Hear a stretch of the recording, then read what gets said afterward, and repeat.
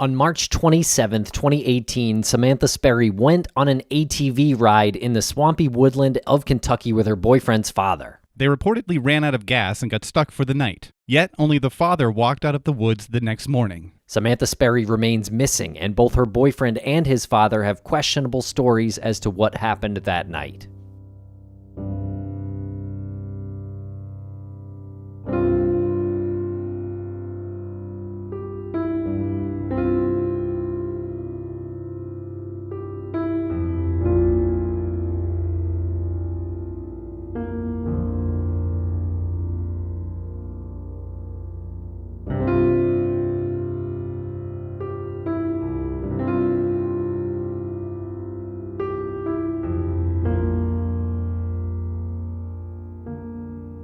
Welcome back to Missing. I am Tim, here today with Lance. Lance, how are you today? I'm doing pretty well, Tim. How are you? I am doing great.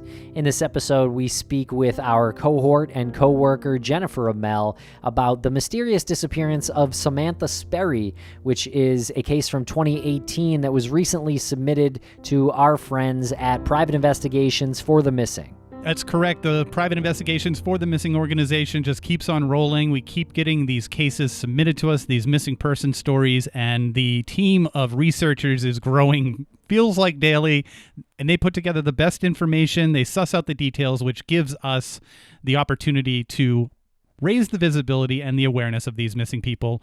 Samantha Rose Sperry, unfortunately, is one of them, missing since March 27th of 2018. Samantha was 25 when she went missing. She'd be 29 now, and she is 5'6", 120 to 130 pounds, a blonde white woman with some tattoos. A rose with a skull on her right shoulder, 2 roses and the word rose on the right side of her lower abdomen, and a tiger lily and a sunflower on her left thigh. And anyone with information on Samantha's disappearance, please contact the Graves County Sheriff's Office in Kentucky at 270-247-4501. And make sure to check out Private Investigations for the Missing on social media and at investigationsforthemissing.org.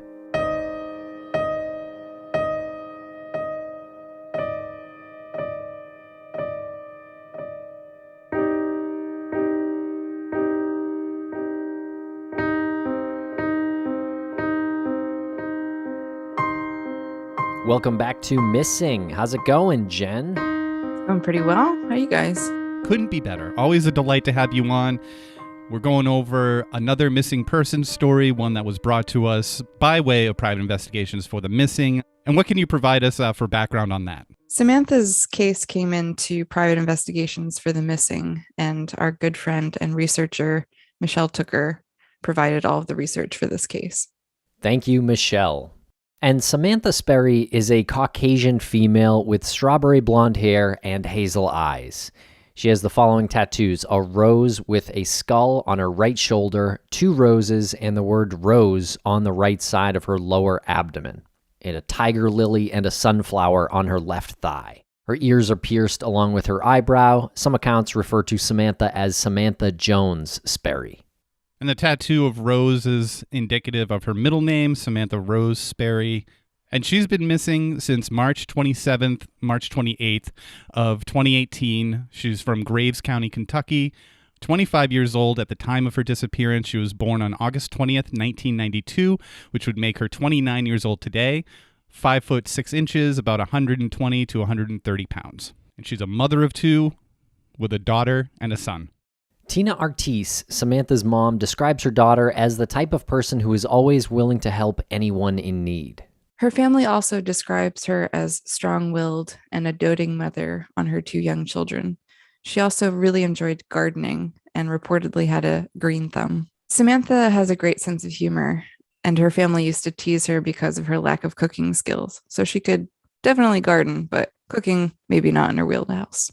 Unfortunately, as a teenager, Samantha experimented with drug use, and she did eventually go through a drug rehabilitation program which addressed the problem, and she was sober for 6 years, but unfortunately, again, she started using right around the time of her disappearance, and her family was planning to suggest to Samantha that she goes back into the drug rehabilitation program again. And at the time Samantha went missing, she was also going through a separation from her husband, as well as custody negotiations, which I'm sure could be quite stressful. And Samantha was living in an apartment in Murray, Kentucky, and worked at a local McDonald's. Shortly before she went missing, she began dating the 30-year-old Ren Hendrickson. The two had known each other for most of their lives and had actually dated prior to Samantha's marriage.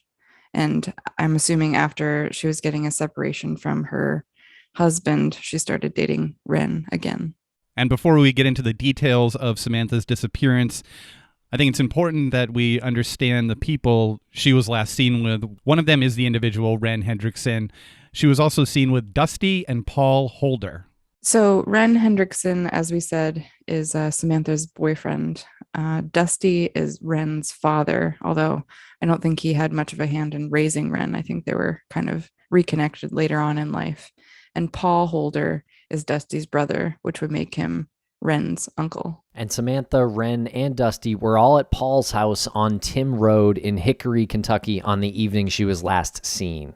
As previously mentioned, Ren and Samantha had recently started dating, and they had known each other their whole lives and reportedly had dated before Samantha was married. And Ren was 30 years old in 2018 and also had a history of substance abuse, but also incidents with the law. At the time of Samantha's disappearance, Dusty Holder was 47 and his brother Paul was 54. Again, that was 2018. And between the three of them, Ren, Dusty, and Paul, they all had records for various criminal charges. So apparently not very clean individuals. And according to reports, Ren himself, his family, they engaged in the cooking and selling of methamphetamines. Also, they were engaged in selling marijuana. So with an understanding of these key people and factors, we can move into the details of Samantha's disappearance, which can be confusing as there are several accounts to consider, conflicting reports, drug use, and some very unusual circumstances. So it's not clear if Samantha went missing on March 27th or March 28th. And this is because Samantha last made contact with her family on the 27th.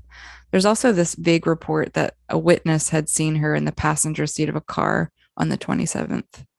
However, the last people to reportedly see Samantha were Ren and Dusty. They said they saw her on the evening of March 27th, and Dusty also said he saw her in the early morning of Wednesday, March 28th.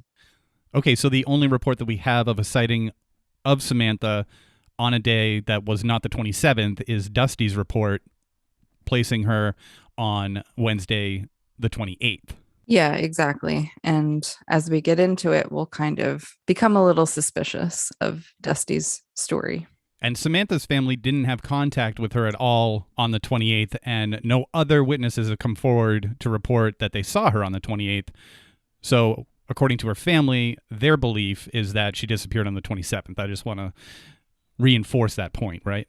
Yeah, and according to Ren and Dusty, on March 27th, Samantha and Ren traveled to Paul's house.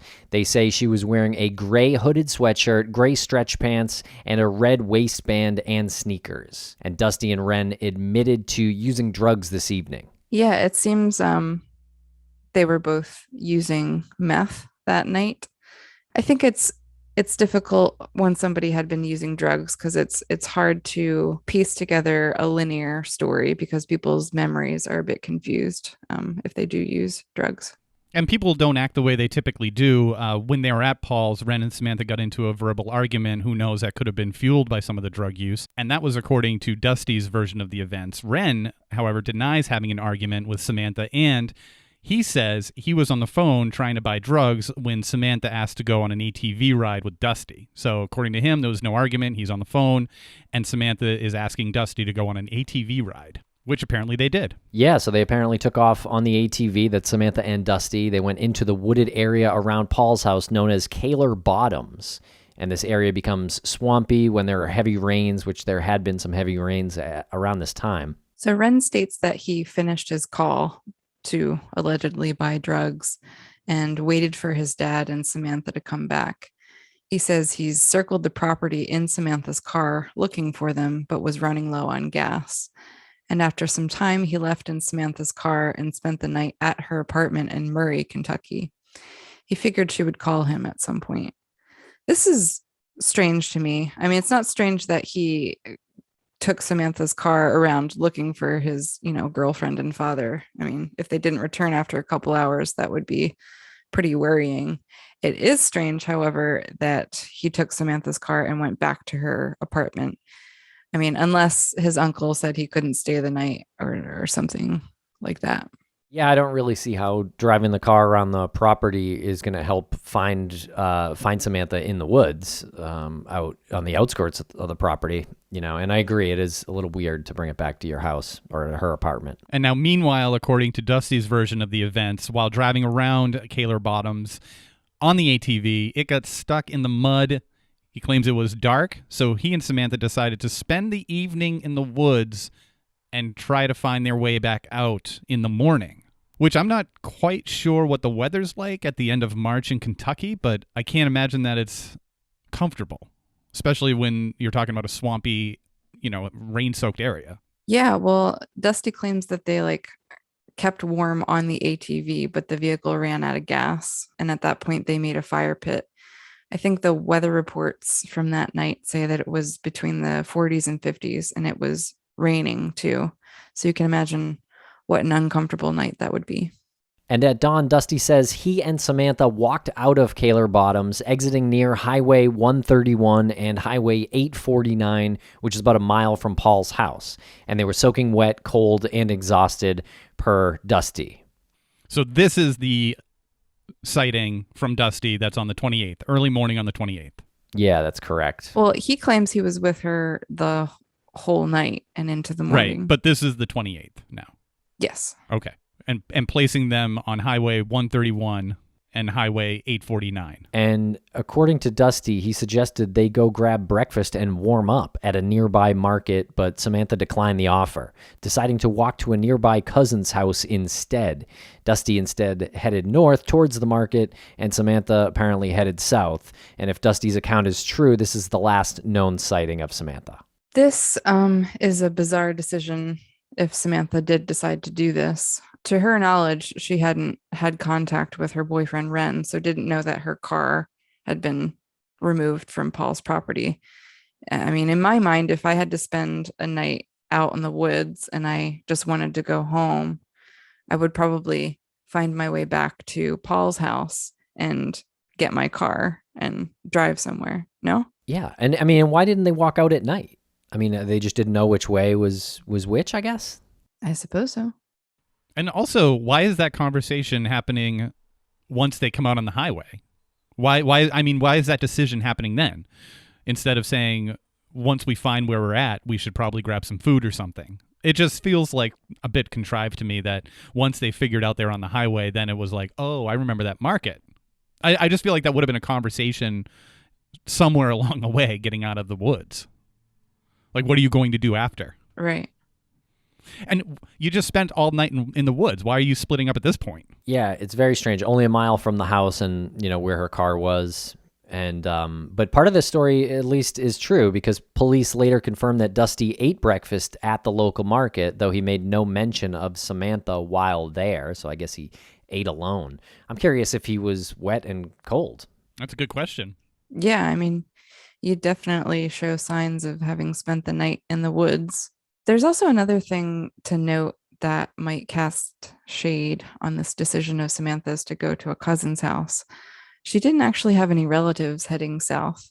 And if she was headed to a relative's house, she would have headed north in the same direction as Dusty. So no witnesses have come forward to report seeing Samantha walking along Highway 131.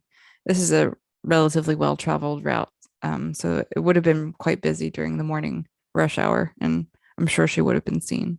And throughout the day on March 28th, Samantha's family tries to reach her via phone but cannot get a hold of her. And later that day, Ren reportedly returns to his uncle's house in Samantha's car. He speaks to his father and hears the ATV story, and he grows distraught and leaves. And where's Paul during all this? Great question. Yeah, that is a great question. Apparently there, but he doesn't really come up too much in the story other than it being his house. Yeah, interesting. Well, shortly after Ren leaves, he FaceTimes his mother, and he's extremely upset, and he's parked on the side of Dooms Chapel Road, which is not far from Paul's house or Tim Road. And according to his mother, he says he believes Dusty has harmed Samantha. And he tells his mother he has ingested a large amount of pills and is going into the woods to die. So He's now threatened suicide or attempted suicide, apparently. Yeah, I mean, this is a crazy response to not really knowing what happened, not having any answers. And not even knowing that Samantha's missing. Right, exactly. I mean, they didn't come home all night, and he left too. According to his story, he left Paul's house. It wasn't like he was waiting there the whole night for them to come back. He took Samantha's car and went to her apartment. So he doesn't know if they came back at this point. Yeah, I mean, those two should have figured Samantha was at her cousin's house at that point. Yeah, because Right. according to Dusty, Samantha told him that she was heading in the opposite direction to go to her cousin's house. Right. She should be at work by now, as far as they know, although without her car. Very interesting that Ren's first reaction is to FaceTime his mom and attempt suicide instead of going up the street in her car to her cousin's house. Yeah, those are pretty drastic measures.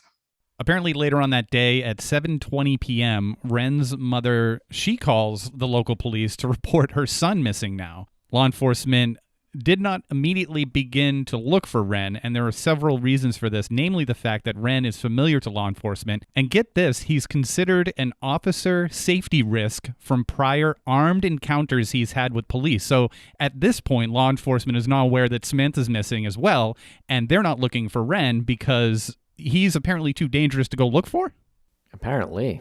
That's a little ridiculous to me. I mean, even if a person has a record or if they abuse drugs or whatever, if they are reported missing, it's the police's job to go look for them. And I guess Ren's mother didn't tell the police why she thought Ren was missing because he told her that he thought Dusty had harmed Samantha and he was now going to go kill himself. So her call to the police didn't include that part. Yeah, I wonder if she said that he was at risk for suicide too, because that would kind of make this missing person a priority in law enforcement's mind. Yeah, I guess we don't know what she said to the police, but Samantha technically wasn't missing at this point as far as the police knew anyway. Yeah, that's true. A report had not been filed on Samantha at this point.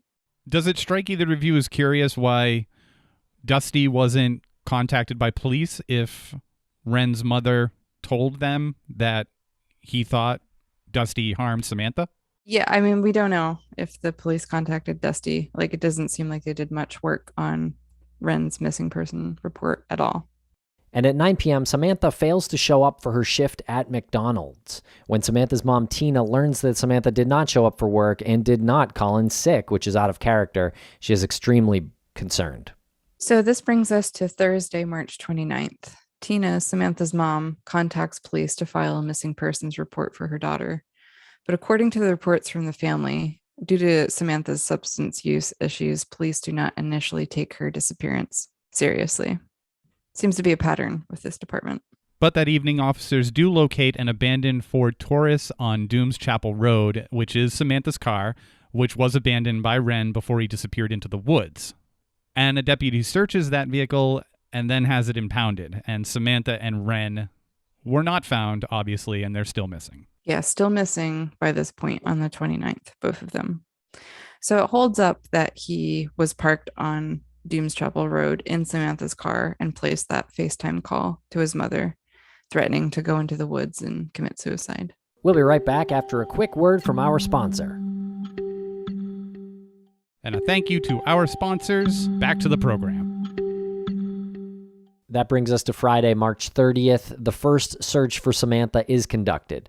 Officers locate Dusty Holder and interview him to get his version of events. They take him out to Kaler Bottoms to conduct a search, which is kind of a strong move, I guess. Yeah, I think in this case, he said that they had to hunker down for the evening in a particular place. So if the police are planning a search, they would need kind of a start point for that search. Good point. I don't know why he didn't tell them that they had emerged out of the woods.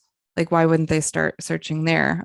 And apparently the police ask an unnamed local who has pretty decent, extensive knowledge of the terrain out there to conduct an independent search of Kaler Bottoms, which is interesting as well, that now they're reaching out to almost like an independent contractor that's not law enforcement. Yeah, I mean, they just might have been short-staffed and needed somebody who knew the area. Yeah, at this point, two people apparently out there separately. While deputies and Dusty are searching, the unnamed man located the ATV, and so it was out of gas, and there is a fire pit beside it containing two burnt cell phones. And these phones are later both determined to belong to Dusty. So the family says that Samantha's car keys were also found near this fire pit, but law enforcement hasn't really confirmed this detail. But if this is true, then how did Ren take her car? He either had to have gone into the woods and taken the keys off of her, or like before, like seen them in the woods, taken the keys, and then taken the car that night, or went back into the woods, located Samantha in some way, and took her keys off of her. Well, were there any reports that there was a spare set that Ren might have been using? Not that I heard of, but that's a possibility.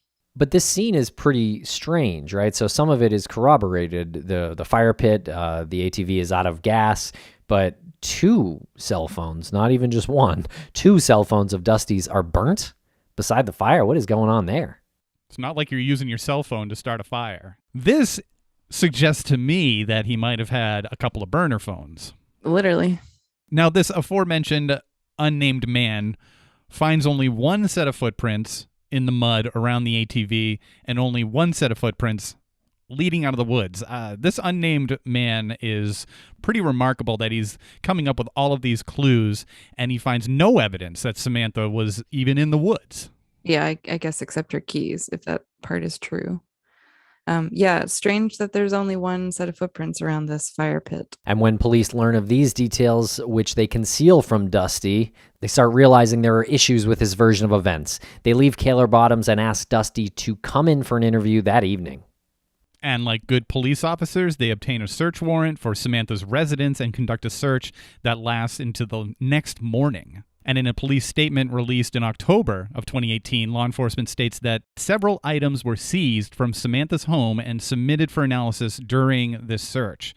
But no details are available at this time regarding those items, unfortunately. This is really interesting to me because of the keys point again. And again, back to why did Ren take... why did he sleep at her house, right?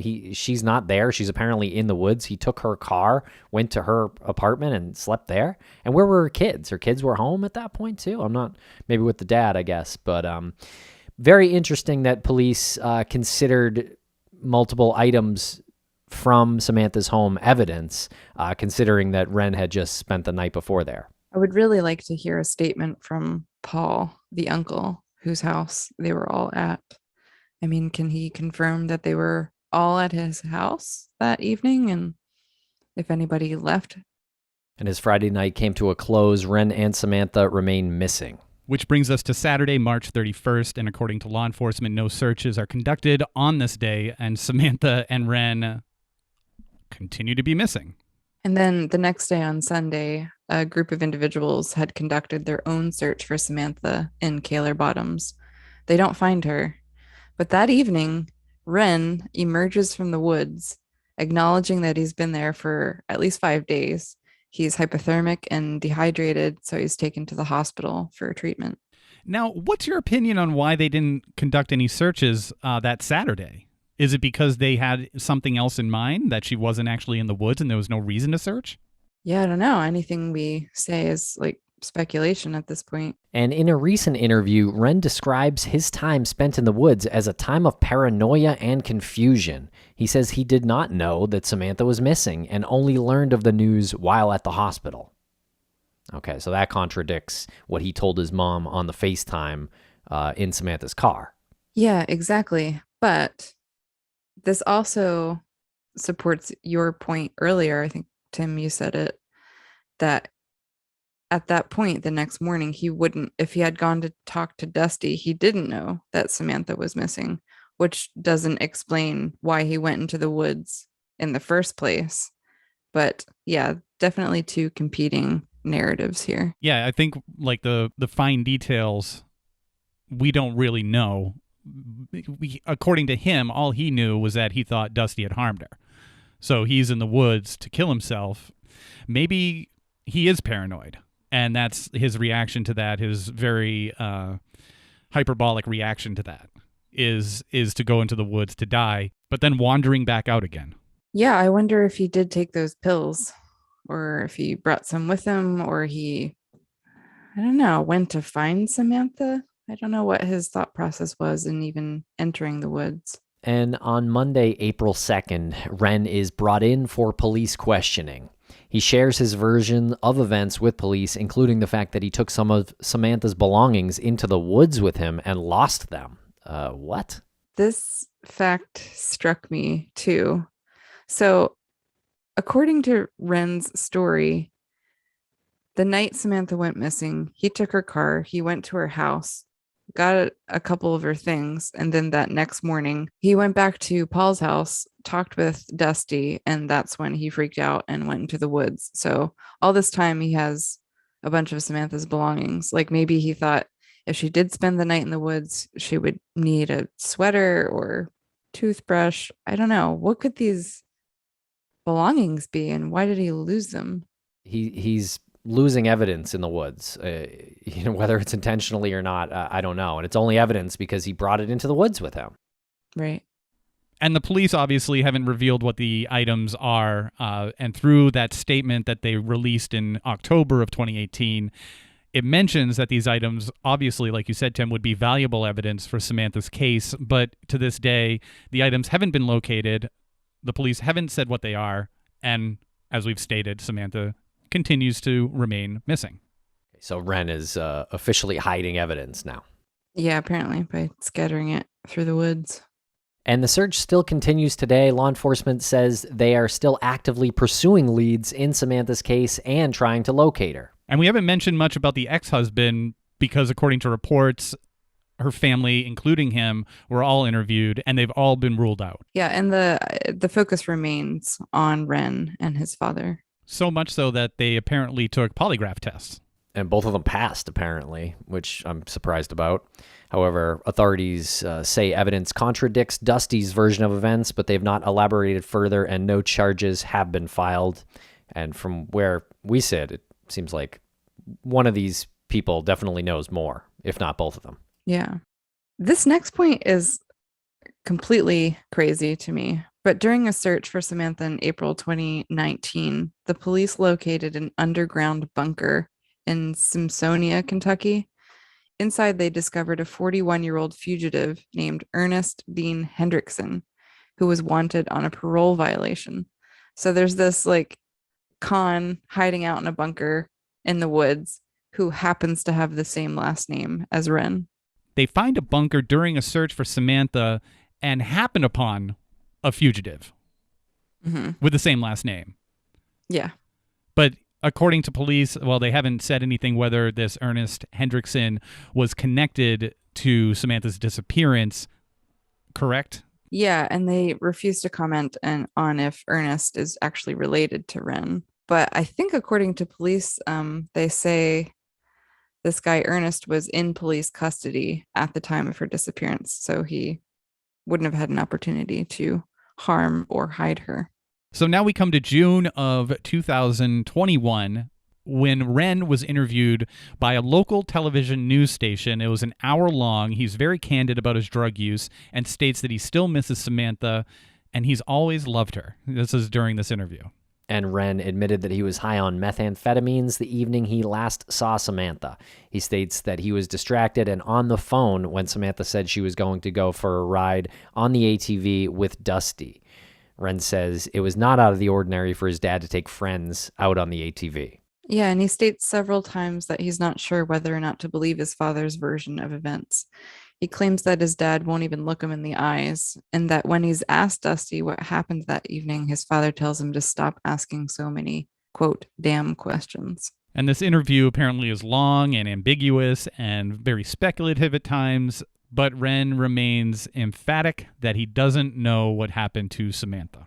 Doing this interview kind of strikes me as like a chess move on Ren's part, like against his dad. Doesn't it strike you guys like that? Oh, for sure, right? Yeah, I mean, what if his dad called up and decided to do an hour-long interview first and said the exact opposite, that Ren doesn't look into my eyes anymore? And then you would assume that Ren was hiding something. Yeah, the one thing that's striking is how long it's been since the events occurred. So in June of 2021 is when he decides to do the interview. I guess to your point, makes me think that this had been building for a little while, that one of them was going to do something publicly. Yeah, that makes sense that they would try to kind of steer the narrative away from themselves and onto the other. What remains the same in both of their stories is that Samantha was last seen with Dusty. So that is a little bit more suspicious on his part. I don't think Ren is, without question in this, but if Dusty was the last one to see her alive, then he for sure has more information than he's giving. Well, it seems clear that either Dusty or Ren know more than what they've revealed so far. And until police can find new evidence or someone comes forward to share new information, Samantha remains missing and her family is left with many unanswered questions. And yet Samantha's family is steadfast in their search for her. They're active on the Facebook page, Bring Samantha Home, and there is a $10,000 reward for information leading to an arrest and conviction of whomever is responsible for Samantha's disappearance. And anyone with information on the disappearance of Samantha Sperry, please contact the Graves County Sheriff's Office at 270-247-4501. If you'd like to spread the word about Samantha's case, visit facebook.com/samantha.jones.sperry.